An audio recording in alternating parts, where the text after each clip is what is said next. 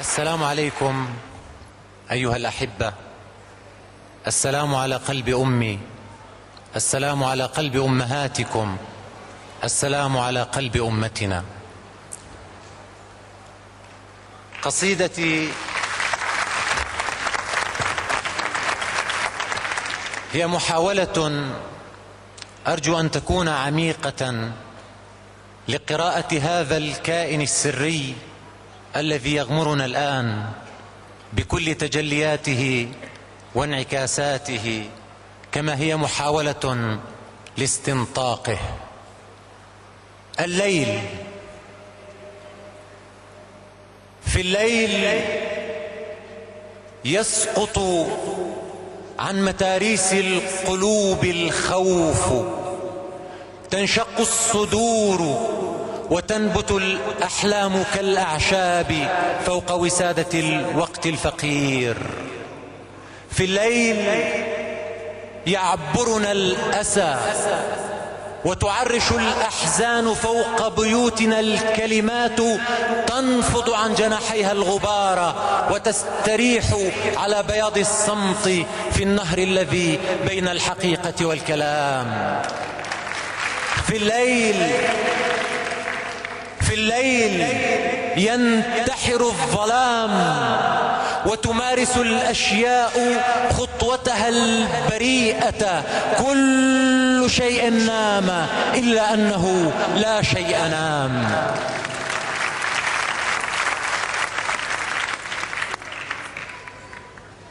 في الليل تغتسل القلوب بماء صحوتها وتنبض أن على الناس السلام. في الليل تمتزج الشوارع بالحنين، الوجد يقتلع الخرائط من سنابلها العيون بنفسج، والليل شباك يطل على الندى. الليل مرحلة المدى، والليل مذبحة اليمام. الليل قبعة الغريب، الليل قبعة الغريب وخطوة الأعمى اتجاه آخر للموت أو موت أخير.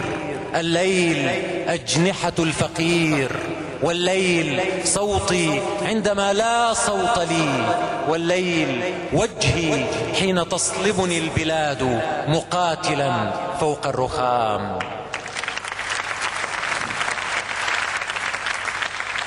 الليل هذا الأسود المزروع في اللاشيء، هذا القمقم السحري والجسد الغريب.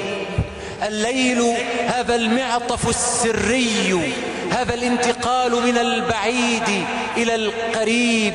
الليل هذا الشارع الروحي تعبره الصلاة وظل عينيها المرابطتين خلف زجاجها المسكون حتى سكره بالياسمين. الليل مذبحة الحنين، وأنا حبيبي صرخة كادت تضيء لو مسها صوت، ولكن البنادق لا تحب الناس إلا صامتين.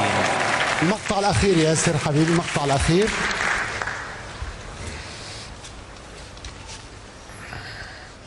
ثلج وأوراق العيون على بياض الثلج موتى، من ترى يصطاد أحلام الصغار، ومن على عينيك يرسم وجه غيري، من يحرف في الوريد دم الوطن.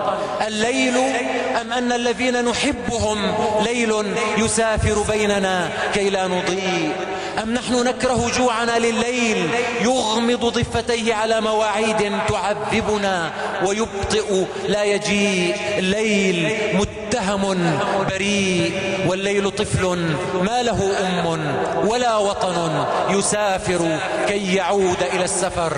الليل قلب من مطر نغفو عليه ولا ينام. الليل طول الليل يدعو أن على الناس السلام. شكرا.